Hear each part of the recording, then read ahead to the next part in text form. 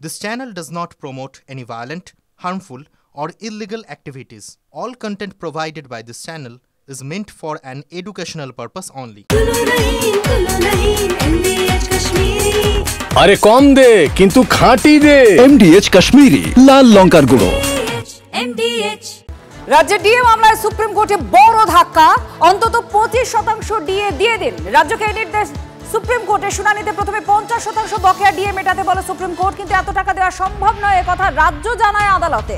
সোমবার পর্যন্ত সময় চেয়েছিল, সেই সময়ও দেয়নি আদালত। আর সময় নয়, বকেয়া ডিএর অন্তত 25% দিতেই হবে জানিয়ে দেয় সুপ্রিম কোর্ট।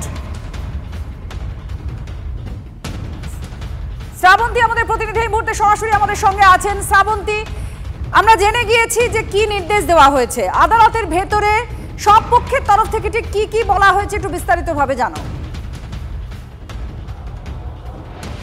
দেখো, প্রথমেই তোমাকে বলছি যে যেরকমটা আজকের বলা হয়েছিল যে 50% অন্তত দিয়ে দিন, এটা যখন বিচারপতিরা বলছিলেন তখন রাজ্য সরকারের পক্ষ থেকে তীব্র আপত্তি করা হয়। রাজ্য সরকারের মেরুদণ্ড ভেঙে যাবে, এত টাকা কোথায় পাবো ইত্যাদি করে ডক্টর অভিষেক মনু সিংভি রাজ্যের আইনজীবী তিনি জোর সওয়াল করেন। যদিও সেটা ধোপে টেকেনি, সরাসরি নির্দেশ দেওয়া হয়। বিচারপতিরা বলেন যে কোনোভাবেই আইনি ব্যাখ্যায় যাব না, অর্থাৎ এই যে প্রাপ্য বকেয়া টাকা সেই টাকাটা কোথাও গিয়ে আইনি অধিকার নাকি দয়ার দান এই সমস্ত বিষয়ে যাব না। তার কারণ কলকাতা হাইকোর্টের দুজন বিচারপতি এই বিষয়ে নির্দিষ্টভাবে রায় দিয়েছেন এবং সেখানে কোনো ধরনের স্থগিতাদেশ নেই। সেক্ষেত্রে 25% ডিএ দিয়ে দিতে হবে। তার কারণ 2022-এ এই মামলা সুপ্রিম কোর্টে দায়ের হয়েছিল, তারপর থেকে এত বছর হয়ে গেছে, 2025 হয়ে গেছে। সেক্ষেত্রে এই টাকা অবিলম্বে ফেরত দিতে হবে, অন্তত 25% দিন। এখন এই 25% টাকাটা কত হিসেব বলছে অন্তত প্রায় 10,000 কোটি টাকা। 50% হলে 44,000 কোটি টাকা হতো, সেখান থেকে 25% 100% হলে 44,000 কোটি টাকা হতো। তারপর যেটা 50% দাবি করা হচ্ছে, রাজ্য সরকার জানিয়ে দেয় যে 20,000 কোটি টাকা যদি দিতে হয় তাহলে রাজ্য সরকার একেবারেই অপারগ, তাদের পক্ষে এই টাকা দেওয়া সম্ভব নয়। এখন যেটা হিসেব দাঁড়াচ্ছে প্রায় 10,000 কোটি টাকা, সেটা রাজ্যকে দিতে হবে, আগামী অগাস্ট মাসের মধ্যে দিতে হবে। এখন খুব স্বাভাবিকভাবেই প্রশ্ন, রাজ্য সরকার কি একেবারেই এই টাকা দেবে? অর্থাৎ রাজ্য সরকারি এমপ্লয়িরা তারা কি একেবারে প্রত্যেকেই 25% পেয়ে যাবেন? সেটা নিয়ে এখনো পর্যন্ত স্পষ্টভাবে কিছু বক্তব্য আসছে না। যেটা মনে করা হচ্ছে রাজ্য সরকার এই টাকাটা ধাপে ধাপে দিতে পারে। তবে আগামী অগাস্টে শুনানিতে নির্দিষ্টভাবে রাজ্য সরকারকে জানাতেই হবে শীর্ষ আদালতের এই রায় কি হয়েছে। তার কারণ মামলা কিন্তু শেষ হয়ে যায়নি, মামলার শুনানি রয়েছে।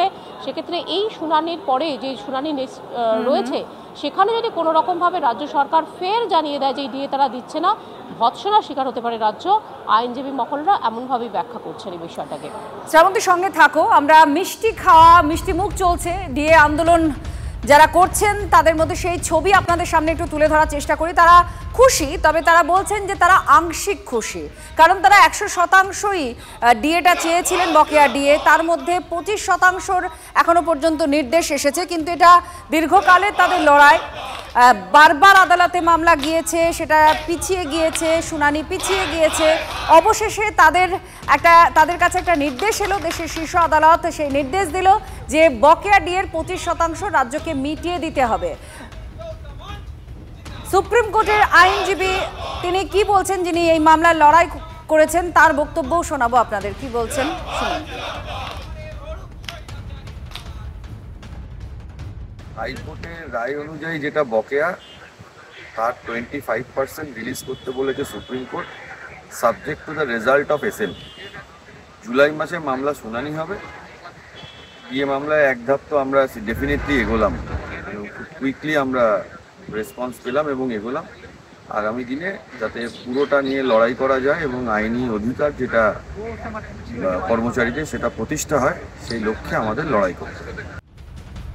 এবার এই ডিএ আন্দোলনের অন্যতম মুখ ভাস্কর ঘোষ, তিনি এই আইনজীবীর পাশেও ছিলেন দাঁড়িয়ে, কি বলছেন তিনি শুনুন। কতদিন যেমন 50% রিলিজ করতে বলেছিলেন, রাজ্যের আইনজীবী বললেন যে সেটা একটা ক্যাটাস্ট্রফি হবে রাজ্যের ক্ষেত্রে, যেটা সম্পূর্ণরূপে ভুল।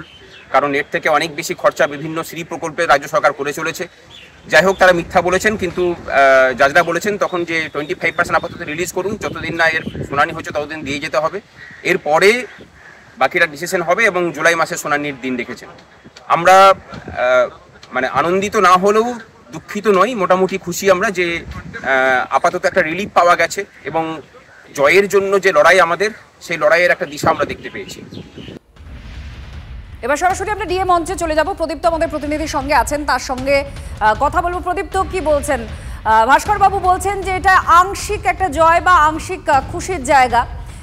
যারা আছেন এই মুহূর্তে ডিএ মঞ্চের আন্দোলনে, কি বলছেন তারা? দেখো, সরাসরি তাদের সঙ্গে কথা বলবো। 841 দিন ধরে অবস্থান চলছে তাদের, এবং তারা এই লড়াইতে কিছুটা পথ পেরোতে পেরেছেন, এই কথাই কিছুক্ষণ আগে বলছিলেন। এবং আমরা দেখছিলাম মিষ্টি মুখের পর্ব চলছিল। আপনারা লড়াইতে কতটা এগোলেন? যে লড়াই চলছিল আপনাদের, কতটা এগোলেন? দেখুন, আমরা কতটা এগোলাম এটা বলাটা ভুল হবে। যা শুরু হয়েছে লড়াই, যেটা আমরা চালাচ্ছিলাম, আমরা যা আশা করছিলাম ফলটা সেটা শুরু হয়েছে।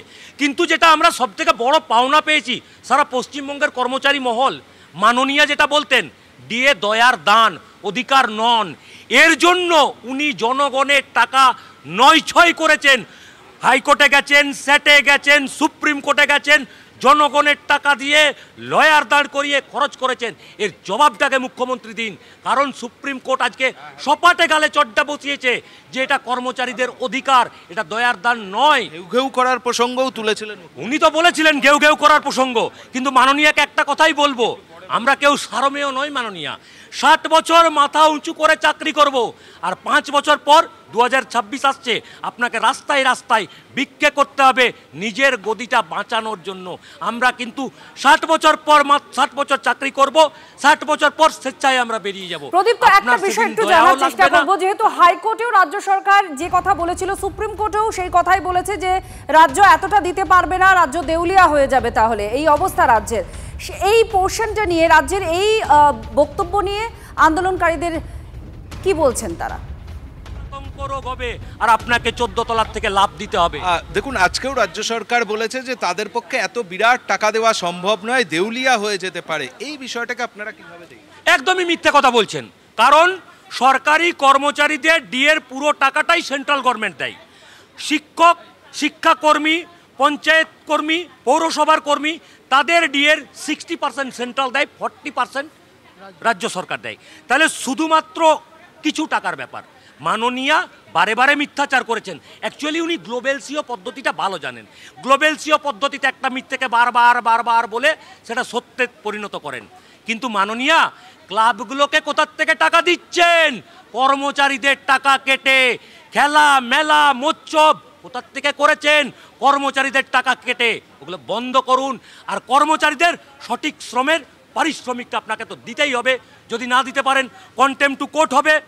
না দিতে পারলে সংগ্রামী যৌথ মঞ্চের নেতৃত্বে রাস্তার লড়াই, ঝাঁঝ আরও বাড়বে, প্রয়োজনে নবান্ন ঘেরাও হবে।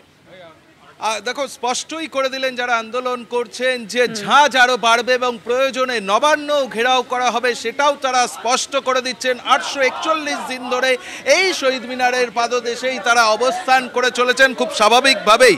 আর সকালে সুপ্রিম কোর্টে যে রায় সামনে এসেছে, তাতে একটা স্বস্তির ছবি, জয়ের পথে কিছুটা অগ্রসর হয়ে যাওয়া, এই সমস্ত বিষয়ের কথা কিন্তু তারা তুলে ধরছেন। এবং খুব স্বাভাবিকভাবেই এখানে মিষ্টি মুখের পর্বের ছবিও কিন্তু আমরা তুলে ধরেছিলাম। সেই ছবি এবং মঞ্চের যারা রয়েছেন এই মুহূর্তে, তাদের একটা হাসি মুখ আমরা দেখতে পাচ্ছি। কিন্তু তারা বলছেন এই লড়াইটা সবে শুরু হলো, এখনো যদি এই নির্দেশ না মানা হয় আদালতে, তাহলে বড় আন্দোলন হবে, নবান্ন ঘেরা অভিযান হবে। কিন্তু আদালতের ভেতরে আজ যা হয়েছে এবং যা নির্দেশ এসেছে তা নিয়ে বিশিষ্ট আইনজীবী বিকাশ রঞ্জন ভট্টাচার্য কি বলছেন, এবং আইনজীবী যিনি সুপ্রিম কোর্টের সওয়ালও করেছেন ফিরদৌস শামীম, তিনি কি বলছেন শুনুন। এটা তো আরো বড় ধাক্কা রাজ্য খাচ্ছিল, ডিসমিসই করে দিচ্ছিল। যাই হোক, আপত্তি মিনতি করাতে ওরা বলেছেন যে, প্রথমে বললেন যে 50% অ্যারিয়ার দাও, রাজ্যের পক্ষ থেকে কান্নাকাটি করলেও ঠিক আছে, 25% অ্যারিয়ার এখনই পেমেন্ট করো, তারপর আমরা শুনবো। সুতরাং এটা খুব পরিষ্কার, আজকের আদেশের পরিপ্রেক্ষিতে রাজ্য সরকারকে অবিলম্বে বকেয়া 25% টাকা দিয়ে দিতে হবে, এবং তারপর আগস্ট মাসে শুনানির জন্য আসবে। শুনানি হলে আমরা সবটাই পাবো। রাজ্যের পক্ষে তো আইনি খুব যুক্তি কিছু নেই এই মামলায়। কলকাতা হাইকোর্ট যে নির্দেশ দিয়েছিলেন, স্যাট যে নির্দেশ দিয়েছিলেন, সেগুলো আপেল হলো বলা যেতে পারে অন্তর্বর্তীকালীন ভাবে, এবং 25% এই রিলিজ হওয়ার ফলে আমরা যে আইনগত পয়েন্টগুলো নিয়ে আদালতের সামনে দ্বারস্থ হয়েছিলাম। Confederation of state government employees Malay দ্বারা যেটা দ্বারস্থ হয়েছিল, আমি মামলাকারী আইনজীবী যে পয়েন্টগুলো রেখেছিলাম আদালত যেটা গ্রহণ করেছিল, সুপ্রিম কোর্টের সামনেও সেই নির্দেশ সেই পয়েন্টগুলো আপহেল হলো, এটাকেও বলা যেতে পারে অন্তর্বর্তীকালীন ভাবে। বিজেপির তরফ থেকে কি প্রতিক্রিয়া আছে আপনাদের শোনাবো, কারণ এই মঞ্চে বিজেপি প্রতিনিধিরা একাধিকবার গিয়েছেন। এবার জগন্নাথ চট্টোপাধ্যায় বিজেপি নেতার তরফ থেকে কি বলা হয়েছে শুনুন।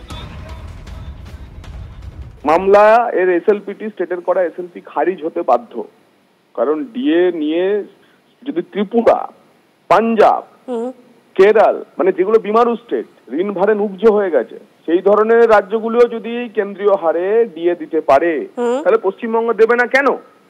পশ্চিমবঙ্গ দিচ্ছে না তার কারণ পশ্চিমবঙ্গ একটি মেলা খেলার সরকার, একটা অপশাসনের সরকার চলছে এবং এসবে মেতে আছে। যদি এমডিএইচ কিচেন কিং কিচেনে থাকি তো আমরা যা ইচ্ছে তৈরি করতে পারি, বেগুনের ভর্তা, আলু কপি, ভিন্ডি মশলা, আরো অনেক কিছু।